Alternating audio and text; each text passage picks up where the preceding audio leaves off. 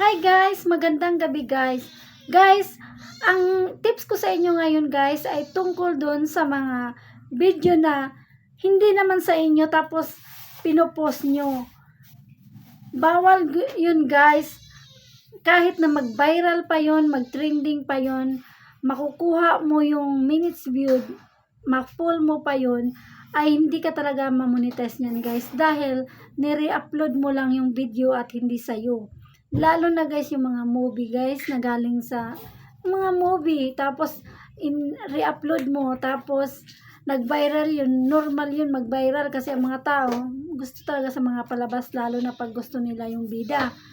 Tapos guys, makuha mo man yung minutes viewed pero hindi ka talaga mamonetize niyan guys.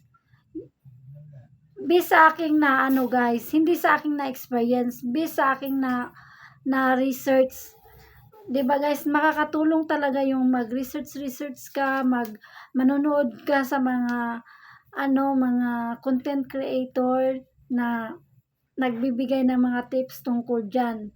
Kasi marami na ring niyan. Sa dami-dami ng napanood ko guys, ay parang pare-pareho lang ang sinasabi tungkol diyan na hindi talaga ma-monetize pag galing sa mga movie, sa mga video na hindi sa'yo, tas nire-upload mo lang. Bawal talaga yun guys.